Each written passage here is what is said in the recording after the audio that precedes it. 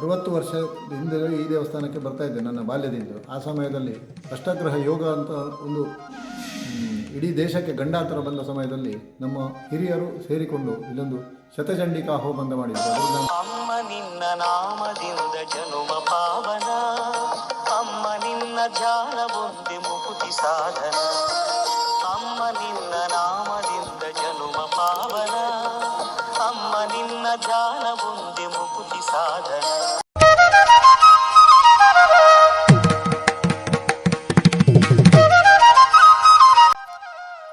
ದುರ್ಗಾ ಪರಮೇಶ್ವರಿ ನಮಃ. ಎಲ್ಲರಿಗೂ ನಮಸ್ಕಾರ. ದಿನಾಂಕ ಬರುವ ಫೆಬ್ರವರಿ 5 ಹಾಗೂ 6ನೇ ತಾರೀಕಿನಂದು ಶಿಬಾಜೆ ಶ್ರೀ ಮುಂಟೇತಡ್ಕ ದುರ್ಗಾ ಪರಮೇಶ್ವರಿ ದೇವಸ್ಥಾನದ ವಠಾರದಲ್ಲಿ ಊರಿನ ಸಮಸ್ತ ಭಗವದ್ಭಕ್ತರು ಆಯೋಜಿಸಿದಂಥ ಶತಚಂಡಿಕಾ ಯಾಗ ನಡೆಯಲಿಕ್ಕಿದೆ.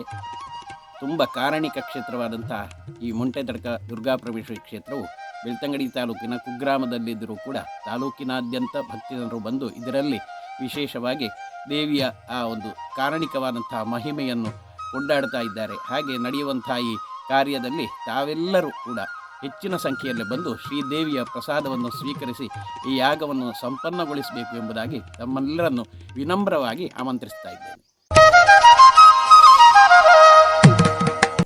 ಎಲ್ಲರಿಗೂ ನಮಸ್ಕಾರ. ಇದೇ ಬರುವ ಫೆಬ್ರವರಿ 5 ಮತ್ತು 6ರಂದು ನಮ್ಮ ಶ್ರೀ ಮುಂಟೇತಡ್ಕ ದುರ್ಗಾ ಪರಮೇಶ್ವರಿ ದೇವಸ್ಥಾನದಲ್ಲಿ ನಡೆಯುವ ಶತಚಂಡಿಕಾ ಯಾಗಕ್ಕೆ ಎಲ್ಲರಿಗೂ ಸ್ವಾಗತ.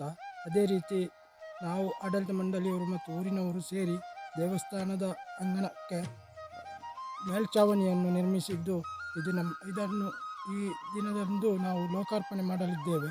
ಇದು ನಮ್ಮೆಲ್ಲರ ಭಾಗ್ಯ.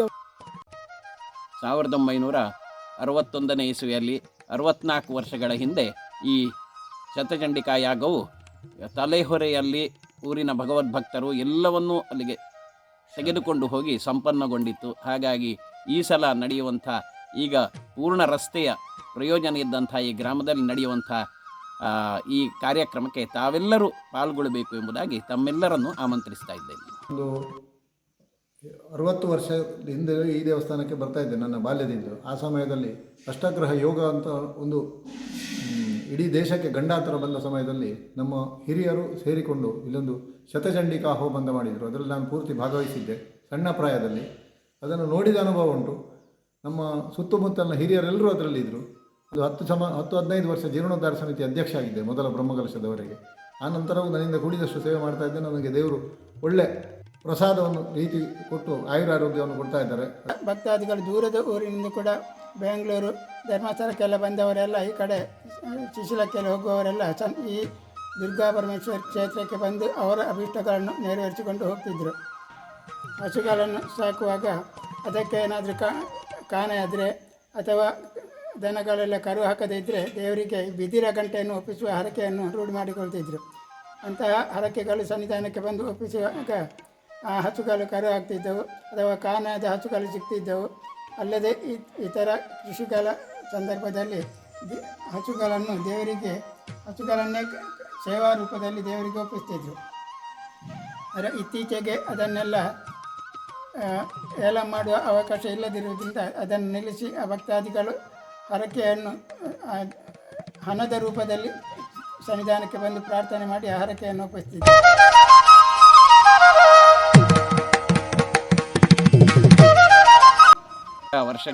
ವರ್ಷಗಳ ಅನಂತರ ನಡೆಯುವಂಥ ಈ ಯಾಗಕ್ಕೆ ನಮ್ಮ ಊರಿನ ಹಾಗೂ ಸಮೀಪದ ಎಲ್ಲ ಊರಿನ ಎಲ್ಲ ವೇದವನ್ನು ಕಲಿತಂಥ ಋತ್ವಿಜರು ಬಂದು ಪೂರ್ಣವಾಗಿ ಉಚಿತವಾಗಿ ಸೇವಾ ರೂಪದಲ್ಲಿ 100 ಪಾರಾಯಣ ಹಾಗೂ 1 ಲಕ್ಷ ನವಾರಣ ಮಂತ್ರ ಜಪವನ್ನು ಶ್ರಾವಣ ಮಾಸದಿಂದ ತೊಡಗಿಕೊಂಡು ಈವರೆಗೆ ನಾವು ಪೂರ್ಣಗೊಳಿಸಿರುತ್ತೇವೆ.